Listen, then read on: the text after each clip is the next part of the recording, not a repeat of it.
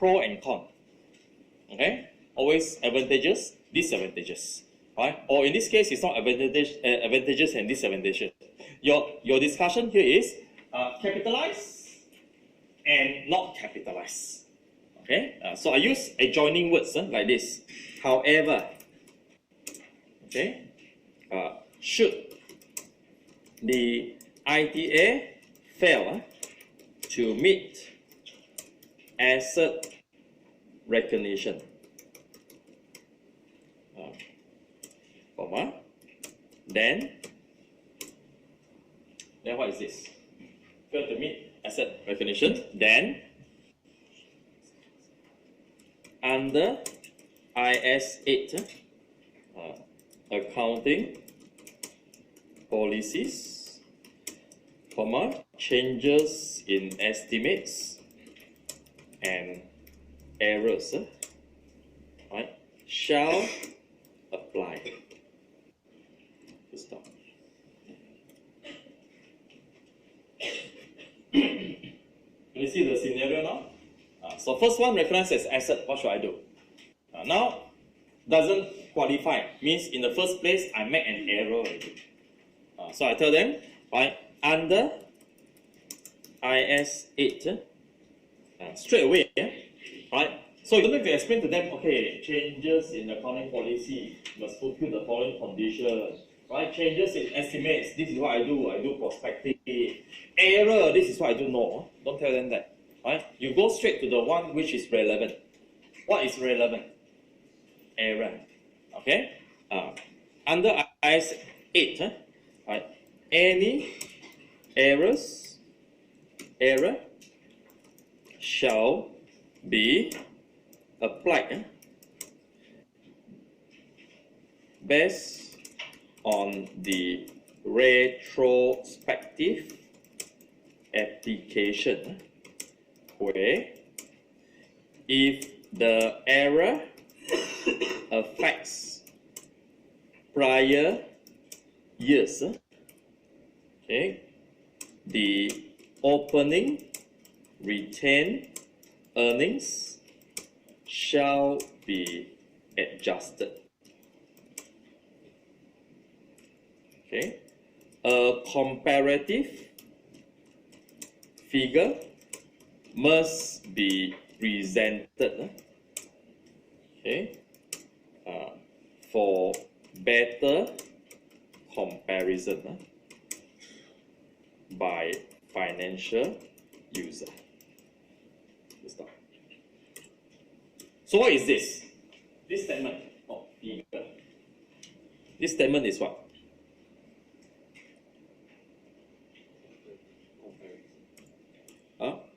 This statement, is it accounting policy or application? This one, this statement. They mention the item.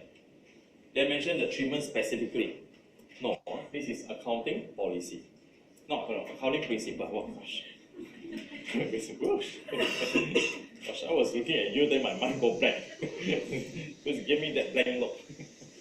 Accounting principle. Now I'm going to talk about application. Okay, so application here will be what?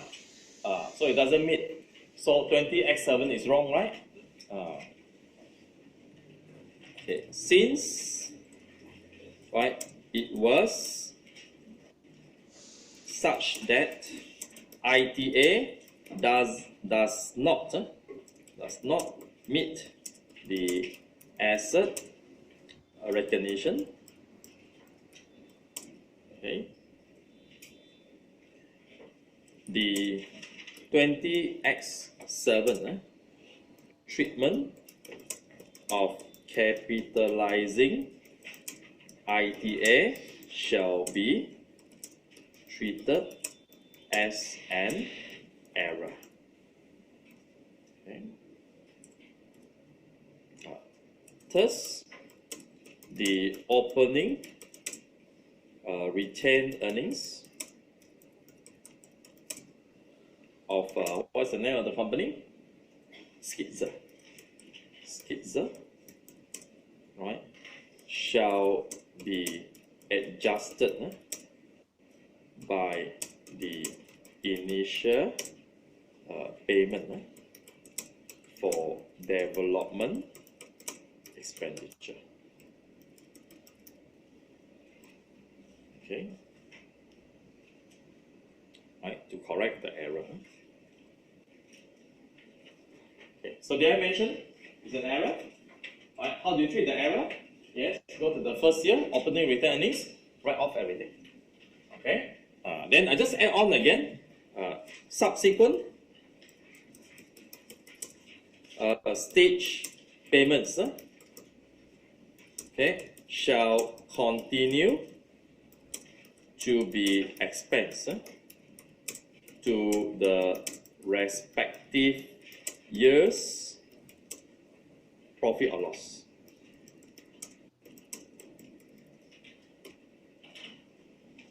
Okay, so telling you, okay, every year, whatever you pay, expense now. So this is consistent.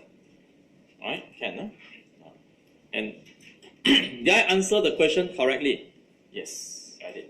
Okay, so it's covered. Is it tough? Of course, I'm covering a bit more on my side because I want to explain to you. I will know they might just give you a 10 marks question for IAS8. They might go crazy one. 10 marks or 40 marks question for IAS8. Then you don't know what to write. But now you know what to write, right? So if they give you anything more than 10 marks, means you have to explain the IAS8 usually. So each one of this, how do you treat? And what falls under that? Right? So I think this lecture on the IAS8 is important. Quite important because it came out in June. There's an exposure draft on this, right? But it's not a major exposure draft. So something that comes out, I remember the time they did some comments on IAS20 government grant. Then it appears consecutively. There's no amendment at all.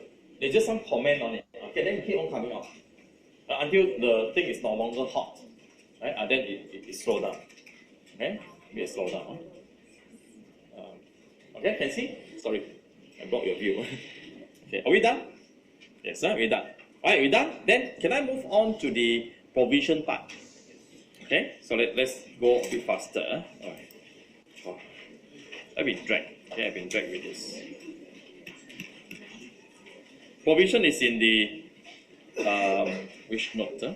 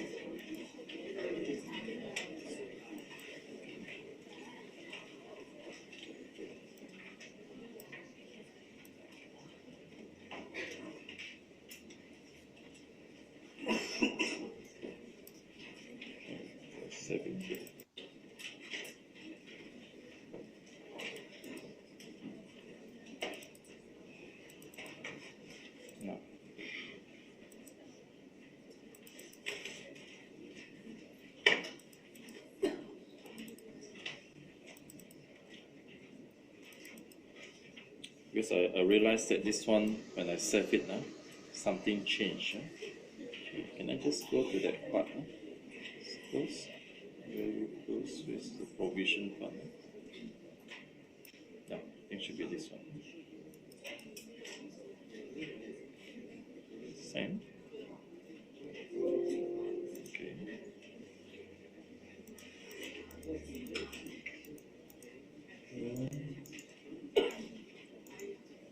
Yeah. I'm supposed to cover it. Because the subsequent one I didn't have it covered. Huh? Okay, let me just show you this part.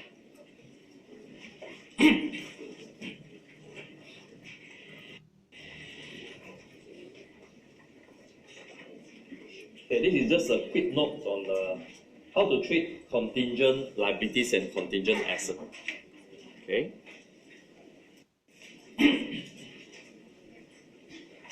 Now, earlier on, yesterday we are talking about what? Provision, right? The different types of provision that we have. Okay, then there's one more part I haven't covered yet. The part that I haven't covered is actually on the contingent liability part. Alright, so what is contingent liability? The thought itself, when you see the word contingent, it means, is it firm? It's not firm.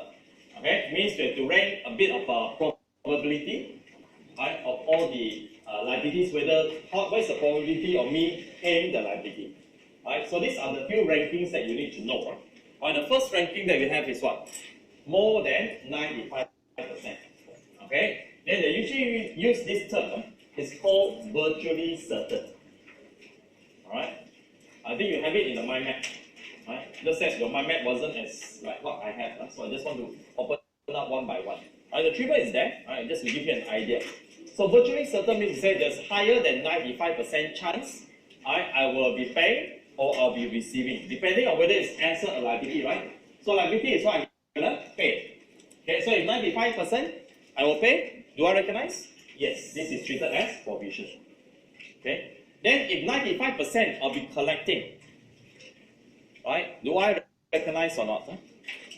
It's virtually certain. I'll recognize as an asset. Okay.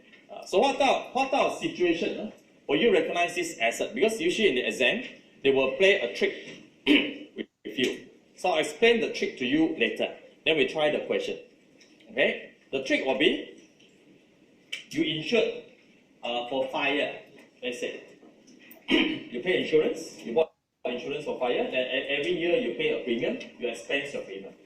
Then it so happens that it comes to a point where there is really a fire. Right? So of course, how does insurance company work? So once there's a fire, then immediately they pay you. No, they will not. They will send someone to investigate. So the payment will be longer. Right? Not like within 1-2 months. No. Right? And even on the payment of like death, right, that I know of, even the person already insured, the person is really dead, they already got the death certificate. The insurance companies still don't pay the money. Right? They will still wait. Okay, why? It might be a fake one. It might be a fake one. A lot of incident. So after they pay, then suddenly they realize that this person, the couple, went vacation. They came out in Facebook. But the person is dead. So use the money to go for vacation. Quite a lot of these cases. That's why when it comes to case, I remember the time I got some students who are actually insurance agent. I'm not saying you should be insurance agent, but I find that a lot of my students who went to become insurance agent, they are very successful. Right? Keep on changing cars. I said, oh, I'm doing well, okay. So maybe there's something good. I probably just share with you. I did talk to one of them. I said, hey, how do you actually promote your insurance? How do you do selling? He said, oh, one thing is when you pass the bank card, a lot of insurance agents are actually just SPM on it. When you pass your card, then they show, hey, accountant. So your client will have a different look from you. Then they always ask you, hey, why you don't become accountant? Why you be insurance agent? I want to help people. I'm not sure. I want to help myself. Help people first, then help myself. No, of course, the way you talk. Okay. So I find that the way they sell is they tell, do you know that you can a lot of tax savings to buy insurance? So they're actually not selling insurance. They're doing a bit of like tax planning for the client. And say, okay, this is how much you save, something. then in the end, it's not just selling insurance. They sell a lot of things, a lot of package for them. Some savings plan, or in the end, same client must buy a lot. I think that's how it's going to work in the future. Because none of us should go without insurance. At least buy something. Okay? At least buy something. Because I realized that when my parents are a bit older, then I realized, oh gosh, anything I have to pay, right? to pay. Because when you're older at the time, you don't have any savings anymore. So yeah, you probably save enough. For now, I think we are lucky because we can still have EPF. Maybe in the future, no more. Right? So a lot of times, I think just a bit minor, not too much. Not too much, a bit minor. Because I find that something you can afford. No need to buy too big an insurance. Buy too big also, it's like you won't know. Insurance is never for ourselves. It's for people that will leave behind. It's insurance. Okay, so back to here. You got insurance for fire. So at one point, you have to create a provision, right? For the fire damage. Then at another point, after you pay, you suffer losses, you can claim back from insurance company, right? A reimbursement. Now notice, the probability of you paying the provision and you claiming back, are they the same or not? Not the same. Can I do an offsetting? My loss 10 million, I claim back, I expect 9 million, so I recognize a provision 1 million. Cannot, right? These are two separate events. Even though it results from a same source, but they are two separate events. Then chances are your claiming reimbursement for insurance company, the probability might not be high. It might be lesser than 50%. Then you might not even recognize it. But that provision, you recognize. You see the idea now? So this is usually what they will test you. A good understanding. This one comes up quite a number of times, very often. Alright, so I look at 95%. Next one will be more than 50%. Always a term that I'll use for more than 50%. Probable. Okay? More likely than not. This is also a provision. If you get a probable asset, so you're suing someone, okay, then you ask a lawyer, what is my chance of winning? Alright, the lawyer tells you 51%. Okay, or you see one that says 49%, then don't hire the lawyer. Don't hire. Alright, you go to the next one. Alright, 48 worse, don't even talk. Then come to one that says 51%. Is that better? Better. And do I recognize as an asset? Recognize? No. You merely disclose. Okay. And why the differences in this? What concept? Prudence concept. Okay, I only do a disclosure. Okay? As long as more than 50%, I disclose. Then go to the next one. Less than 50%. This will be known as what? Possible. In fact, when I mention the word contingent asset or liability, they are referring to this third stage of possible asset or possible liability. Alright? Then possible liability, what do I do? Disclose. Okay, don't even recognize. Possible asset, not mentioned. Like nothing happened. Okay? Can see very different treatment in these two. Right? And it comes to this one, my sign is wrong, so it should be lesser than 5%. My signage is wrong. Okay, but yours is correct. Remote. Okay? Or they use the word slim chance of being successful. So for both, you don't do anything. Are you okay here? Yes, sir. So you're alright here. Let's look at some questions already. I think we can try some questions. Questions is where they test your understanding. Okay, so let me just open up the book 2. Okay, I'm going to start a bit.